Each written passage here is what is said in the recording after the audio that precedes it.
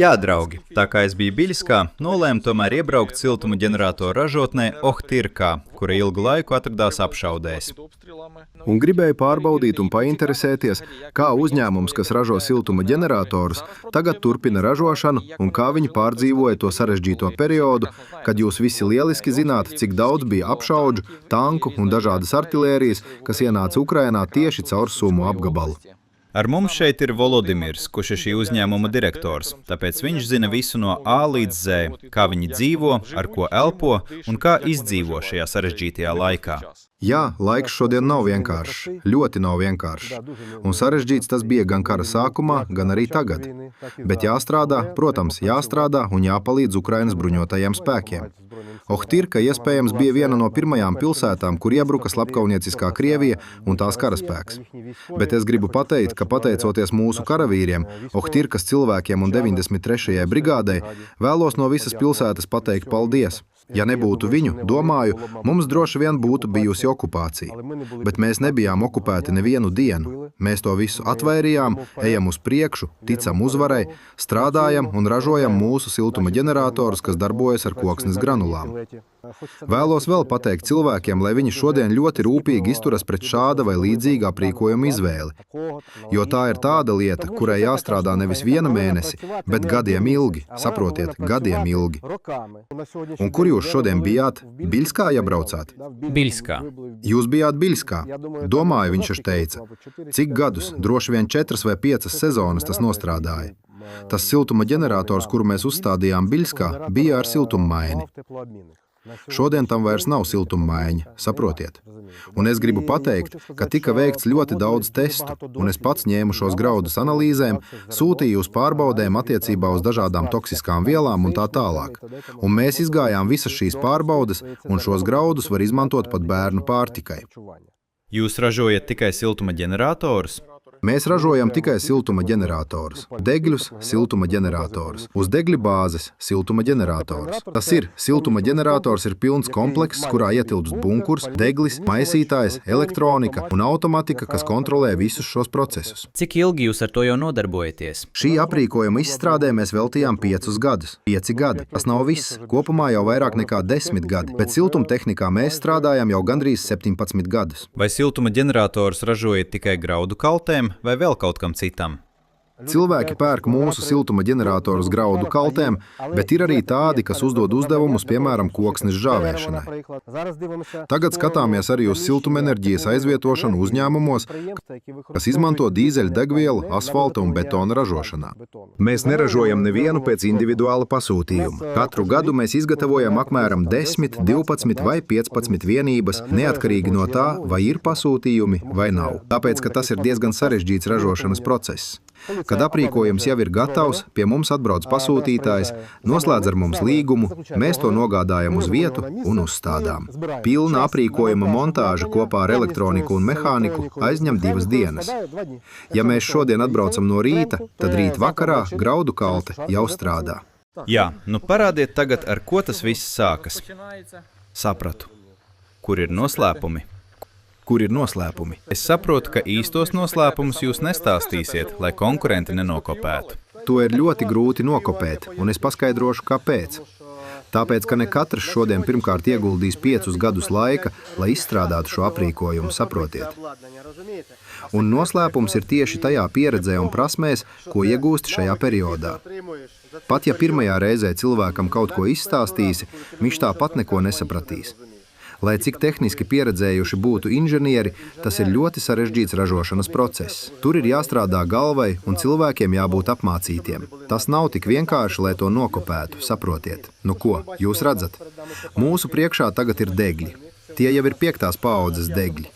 Tie ir izmainīti, tie vairs nav tādi paši kā Biļskā. Atkārtoju, ka Biļskā mēs uzstādījām vienu no pašiem pirmajiem modeļiem. Bet tagad tās jau ir pavisam citas lietas. Šī ir kamera. Tā ir maisīšanas kamera.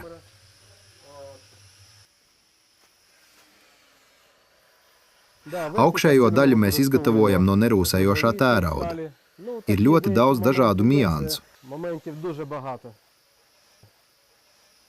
Tam visam jābūt izdarītam pareizi un visaugstākajā līmenī.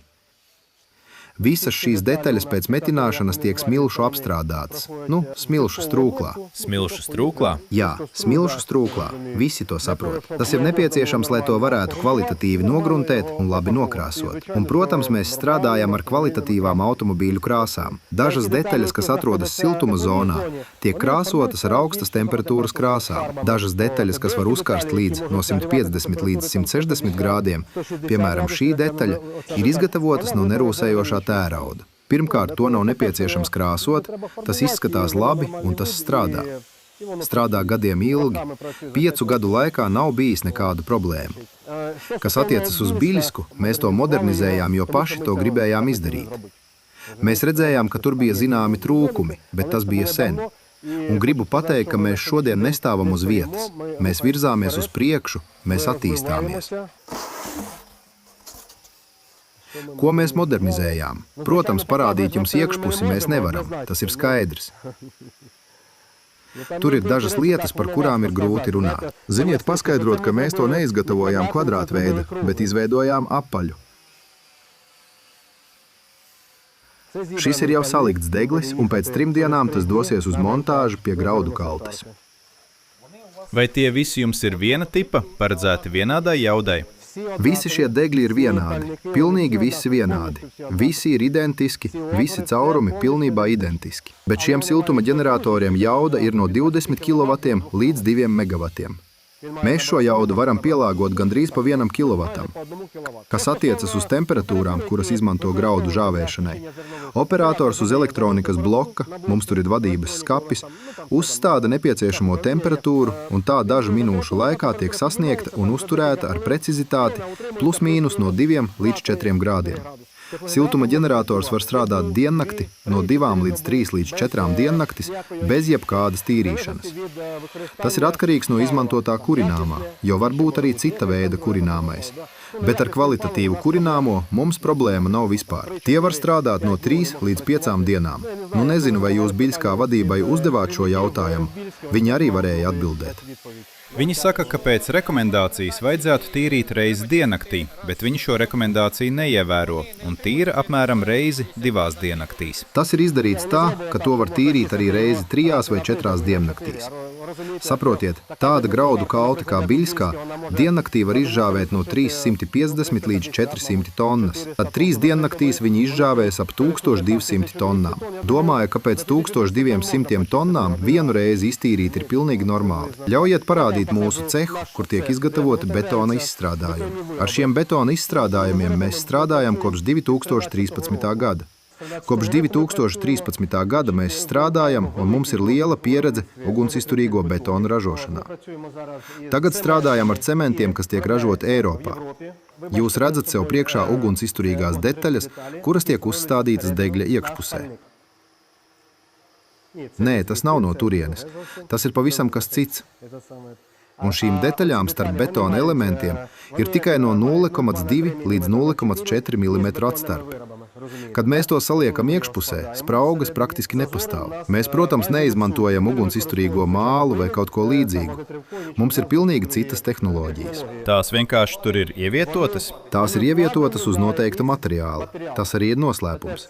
Ar šo materiālu mēs ļoti ilgi cīnījāmies, bet atradām to, un tas mums tiešām strādā. Blīvējums? Nē, ne blīvējums. Tur ir cits materiāls. Augstas temperatūras materiāls, kas salīmē šīs detaļas un iztur temperatūras virs 1500 grādiem. Protams, mums tādu temperatūru nav, jo tas ir zemas temperatūras virpuļdeglis. Un kāpēc šie betoni kalpo tik ilgi? Šodien daži siltuma ģeneratori jau ir nostrādājuši 4 sezonas, un mēs neesam mainījuši nevienu betonu detaļu. Tāpēc, ka pati granulu sadedzināšanas tehnoloģija un šī degļa darbības princips, manuprāt, ir inovatīvs. Saprotiet, tas nozīmē, ka iekšpusē nav ļoti augstu temperatūru. Augstā temperatūra atrodas liesmas fakelā, bet betona sienas tiek dzesētas ar gaisu, un tas dod iespēju ievērojami palielināt šī betona kalpošanas laiku. Mēs vienkārši zinām, ka šodien ir tādi siltuma ģeneratori, kuros šie ķieģeļi jāmaina reizi sezonā. Mēs visas šīs problēmas zinājām, tāpēc jau iepriekš visu izstrādājām tā, lai deglim būtu ļoti ilgs resurss. Sadegšanas tehnoloģija ietver vairākas gaisa padeves zonas. Šis gaiss nonāk iekšpusē no 5 līdz 6 virzieniem, veidojot degļa centrā zemes spiediena zonu. Tur mēs savācam šo gāzi, kas degšanas laikā veido šo uguns stabu. Šis uguns stabs pie jebkuras jaudas nepieskaras betonam. Pat pie maksimālās jaudas tas arī nepieskaras betonam. Visi taču saprot, ka tas arī palielina tā izturību un spēju strādāt gadiem ilgi. Aptuveni tā. To jūs redzēsiet. Es jums tagad parādīšu. Tas ir siltuma ģenerators. Tas ir deglis, kas tiek montēts. Šobrīd tas tiek salikts kopā.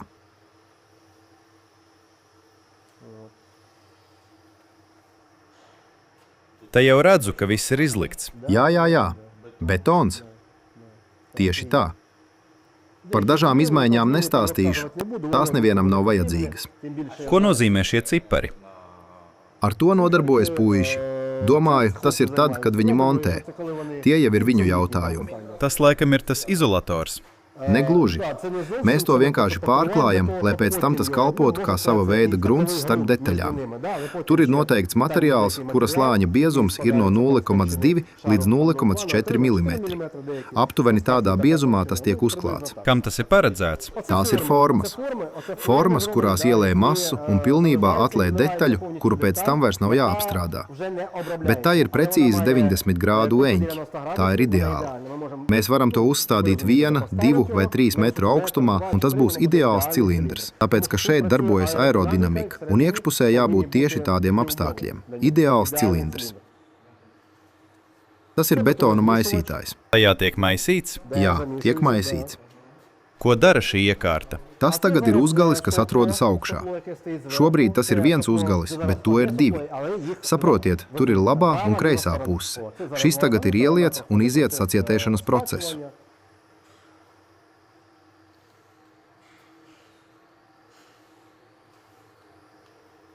To ar ventilātoru apstrādā?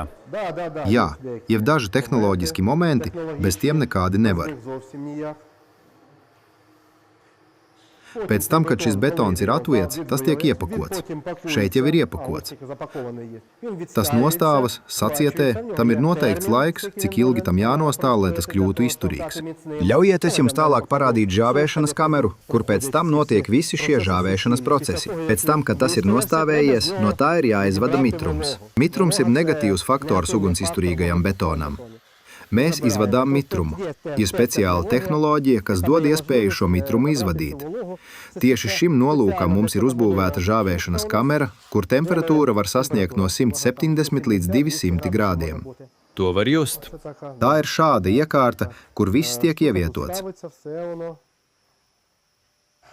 Temperatūra tiek paaugstināta pakāpeniski, lai neveidotos plaisas.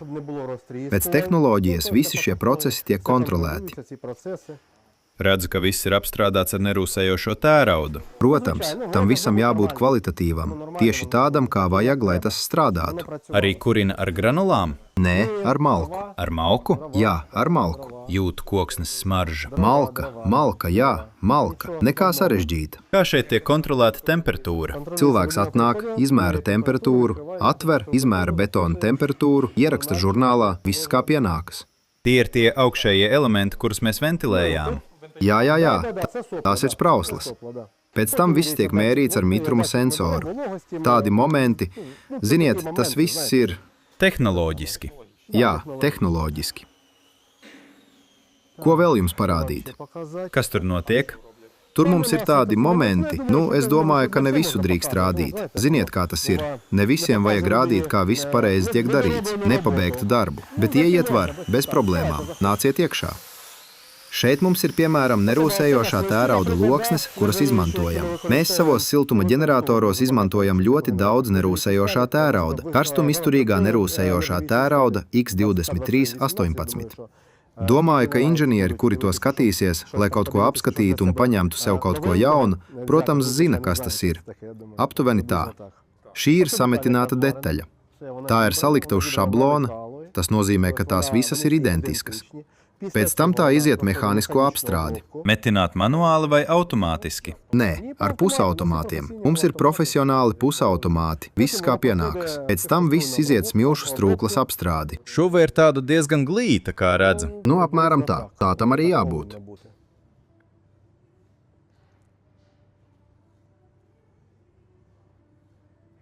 Šī ir mūsu pēcsadegšanas kamera, kas atrodas siltuma ģeneratora iekšpusē. Mums ir tādas iekārtas, ar kurām mēs velmējam metālu, jo pārsvarā izmantojam cilindriskas formas.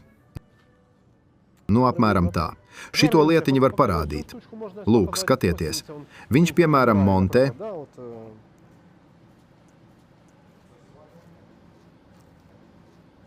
Tā ir dažu detaļu montāža. Protams, izmantojam pusautomātiskās metināšanas iekārtas. Es gribu pateikt, ka Āsva tā nav tikai reklāma. Āsva ir Ukrainas ražotājs. Viņi atrodas Harkivā, un mēs ar viņiem sadarbojamies kopš 2013. gada. Serviss ir visaugstākajā līmenī, un mēs arī tā strādājam. Jo serviss ir viens no svarīgākajiem rādītājiem, kas tiešām ir nepieciešams. Saprotat? Jo nepietiek tikai izgatavot un pārdot. Tas viss vēl ir jāapkalpo. Ja rodas kādi jautājumi, viss ir jāatrisina. Un ļoti ātri jāatrisina.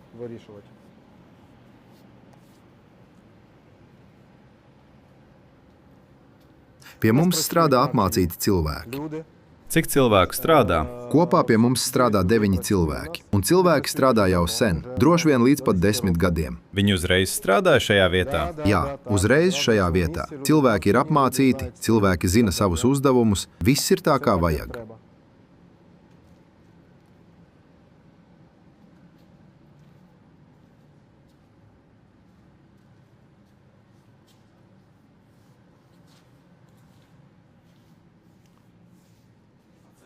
Bet kas tas ir? Tā ir mūsu frakcija. Te stāv tādas iekārtas, kas sadala ugunsizturīgo betonu 4 frakciju veidos. Jo ieliet betonu bez šīm frakcijām, tas ir nereāli. Tā ir tehnoloģija. Lai ielietu betonu, nepietiek vienkārši samest šķembas. Šeit tiek izmantots ugunsizturīgais betons. Un pie šīm visām frakcijām, izmēriem un daudzumiem mēs strādājām veselu gadu, jo grāmatās tas nav aprakstīts. Bilskā mēs runājām, un viņi teica, ka tas patērē apmēram 3 kW šķiet. Elektroenerģijas? Jā, elektroenerģijas. Nu jā, pēc mūsu mērījumiem pats siltuma ģenerators patērē apmēram no 2,5 līdz 2,7 kWh. Tas ir pilnīgi viss siltuma ģenerators kopā ar automātiku, elektroniku un kurināmā padevi, viss kopā patērē līdz 3 kW. Tas ir elektronikas bloks. Tāds radošs haoss. Radošs haoss, piekrītu jums. Tas ir elektronikas bloks, vadības skapis siltuma ģeneratoram, kas pilnībā kontrolē visus procesus. Nav svarīgi, kāda ir kalte, kāda tās jauda, mobilā vai stacionārā.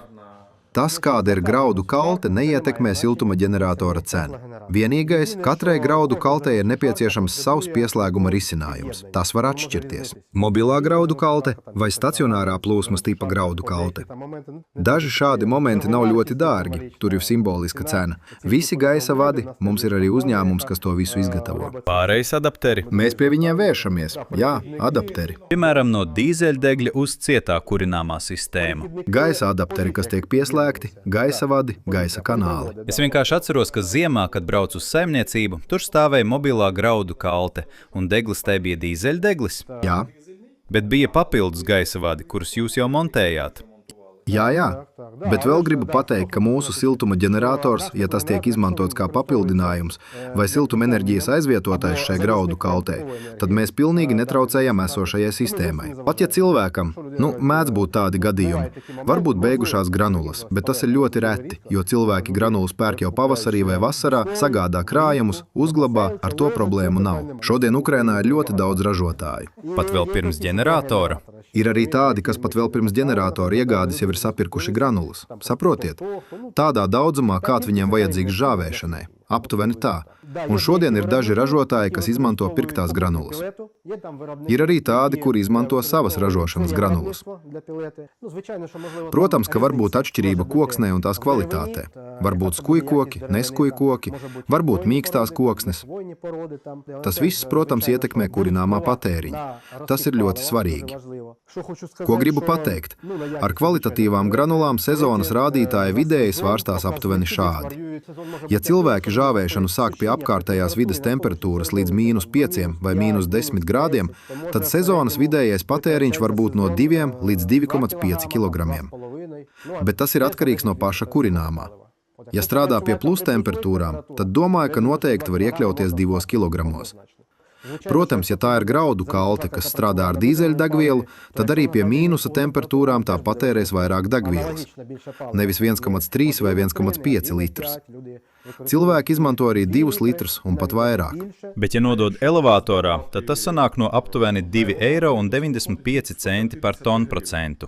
Tad sanāk, ka granulas ir gandrīz 10 reizes ekonomiskākas. Jā, ja salīdzina ar elevatoru. Ja tev ir sava graudu kalte, vai tu to esi nopircis un pie mums iegādājies siltuma ģeneratoru, tad 1 tonu procenta pašizmaksa tev sanāk apmēram no 0,28 līdz 0,33 eiro. Tā ir ļoti vienkārša matemātika. Nu kāda tur matemātika? Jo vairāk graudu izžāvēsi, jo ātrāk tas atmaksāsies. Salīdzinot ar dīzeļdegvielu, ja diennaktī izžāvē 100 tonnas, var ietaupīt aptuveni no 1180 līdz 1280 eiro dienā. Ja salīdzina ar elevatoru, tad visi saprot, tur ir aptuveni 2,95 € par tonu procentu, bet šeit no 0,28 € līdz 0,31 €. Tātad starpība ir ap 2,75 €. Tas nozīmē, ka pie 100 tonnām un 10% mitruma samazinājuma tu ietaupi apmēram 2750 eiro. Domāju, ka lauksaimnieki šodien prot rēķināt, tāpēc par to ir jādomā. Apsēdās, sarēķināja, ja ir iespēja nopirkt savu graudu kalti, tad, protams, tā ir neatkarība. Es uzskatu, ka tā ir neatkarība. Kas attiecās uz mūsu granulu siltuma ģeneratoriem, es uzskatu, ka tā arī ir neatkarība papildus ekonomijai. Un tā ir ļoti būtiska ekonomija, un tu esi neatkarīgs. Ja 2022. gads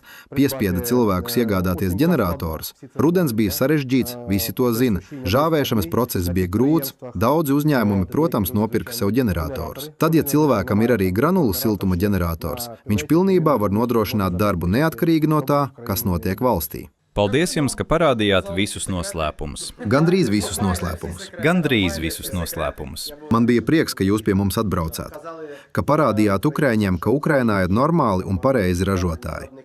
Vēlreiz saku, mēs mācāmies, katru dienu strādājam un ejam uz priekšu un palīdzam Ukrainai. Visu labāko. Esiet veseli, veiksmi jums! Paldies!